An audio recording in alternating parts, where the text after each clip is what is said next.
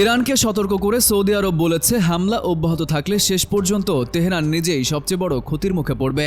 এর আগে সৌদির প্রতিরক্ষা মন্ত্রী খালিদ বিন সালমান আল সৌদ ইরানকে ভুল সিদ্ধান্ত না নেওয়ার আহ্বান জানিয়েছেন।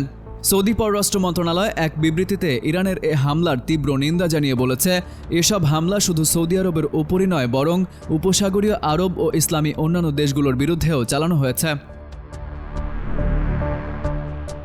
মন্ত্রণালয় জানায়, বেসামরিক স্থাপনা যেমন বিমানবন্দর ও তেল স্থাপনায় হামলা প্রমাণ করে যে এসব আক্রমণের উদ্দেশ্য আঞ্চলিক নিরাপত্তা ও স্থিতিশীলতাকে হুমকির মুখে ফেলা।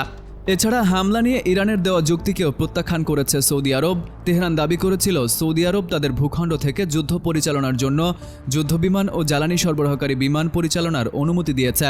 তবে সৌদি পররাষ্ট্র মন্ত্রণালয় এই দাবি মিথ্যা বলে জানিয়েছে।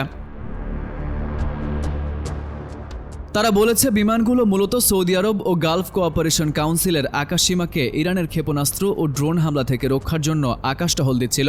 বিবৃতিতে আরও বলা হয়, ইরানের হামলা অব্যাহত থাকলে তা পরিস্থিতিকে আরও উত্তেজনাপূর্ণ করে তুলবে এবং বর্তমান ও ভবিষ্যতের দ্বিপাক্ষিক সম্পর্কের উপর গভীর প্রভাব ফেলবে।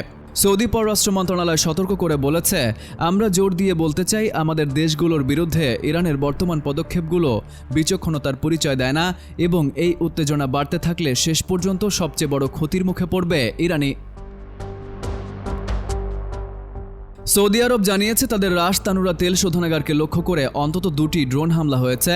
পাকিস্তানের সেনাপ্রধান আসিম মুনিরের সঙ্গে বৈঠকের পর খালিদ বিন সালমান সামাজিক মাধ্যম এক্সে লেখেন, এসব কর্মকাণ্ড আঞ্চলিক নিরাপত্তা ও স্থিতিশীলতাকে ক্ষতিগ্রস্ত করছে। Farid Ahmed, IBTV USA।